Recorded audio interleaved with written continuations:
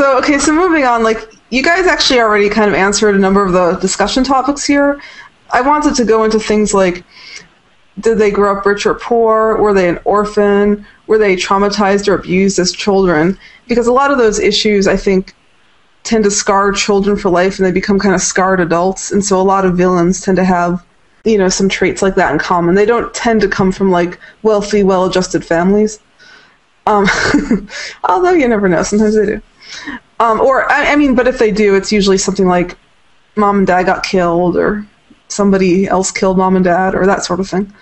So, well, I don't know, Abby. I mean, I think that it's possible for someone to come from a well-off background and turn out to be quite villainous simply because, you know, they maybe are used to having things handed to them, and perhaps, you know, believing that other people really don't matter as much as they do. And so I can see, you know, it wouldn't be overly difficult to, I think, come up with a sort of sociopathic kind of character who came from that kind of background. Yeah, well, that's true, but I guess it's kind of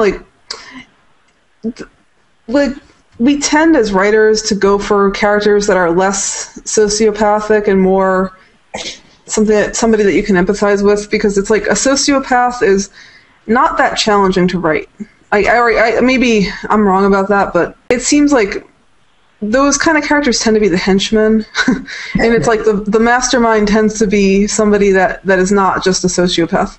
A little more methodical is what you're saying. That the mastermind is gonna be someone who thinks, as opposed to just the grunt who goes out there and likes to bash heads in for the sake of bashing heads in. Yeah, or the person that's just like, I like to take advantage of people because that's how I am. Yeah, as opposed to somebody that just likes to mess with people. And also, you know, today's reader, or just really, you know, media absorber, I don't know. I had a word there, I totally lost it.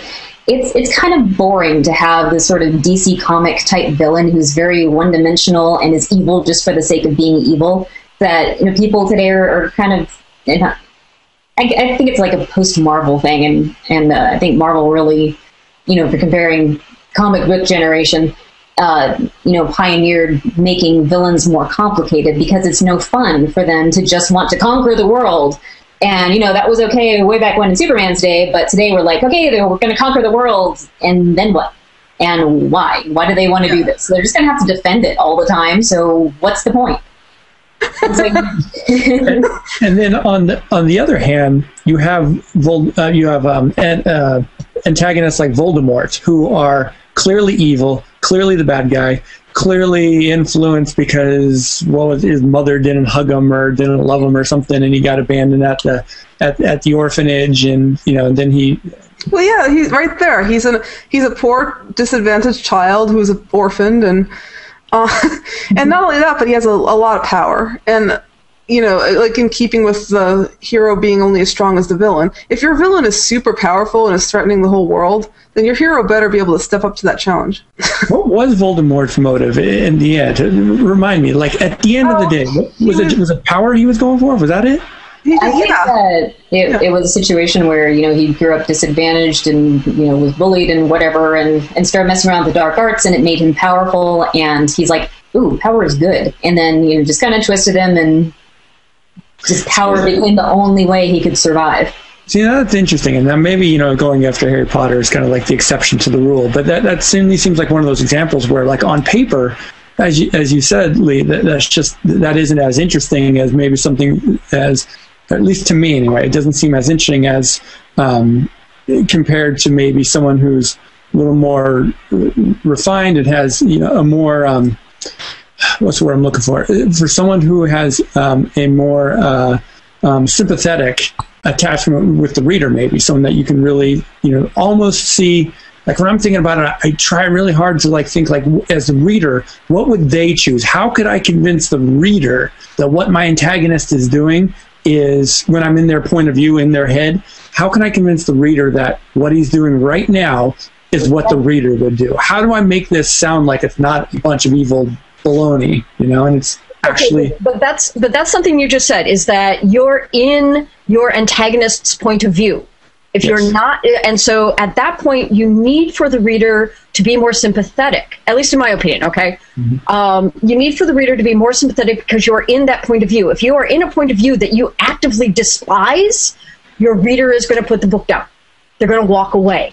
You need to make them more sympathetic at that point. If you are not in that character's point of view when they are being truly evil, then you can make them more of the sociopath, more of the evil for the sake of evil, and things like that. I think that might be part of the dividing line. One big thing that I changed between draft 1 of my novel and draft 2 is in the first draft, I really wanted to stay within the POVs of just the two main characters, but I kind of needed the villain's perspective sometimes. So the way I kind of dealt with that is that I had these recordings that he had basically placed bugs all over the facility, and so the implication is that the recordings were being listened to.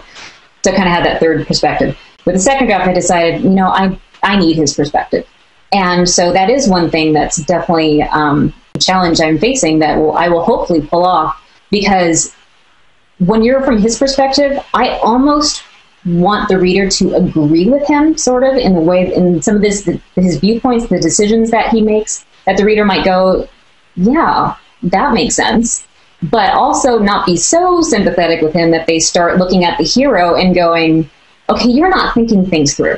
When I write my villains, I tend to put the pedal to the metal and just like they go into almost overkill mode, where it's like if one character's like, I want to kill that hero character really badly, I'll overdo it. I mean, that character will just be like, I'm gonna smash his face in, and and they just get really into it.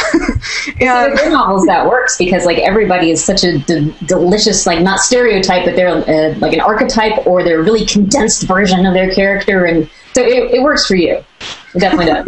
And I mean, it can be fun to have villains who are just completely amoral and do horrible things, and but of course they think they're doing the right thing, so they're like that character deserves to die. I have one hero character that stole something from one of them, and it's like she needs it to live. It's like her medicine, and so she just goes on a rampage for the next 5 books. she's like, I will do anything to get that medicine back. I don't care how many planets I destroy, how many people are going to die for this. I'm getting that medicine back at any cost. I wonder if it's easier to do that when your villain isn't human. Because even though the Torth are human, they're also not human. That's true. Yeah. My villains are not really human. And you're right. If it was a human character, somebody would have put the brakes on her a long time ago.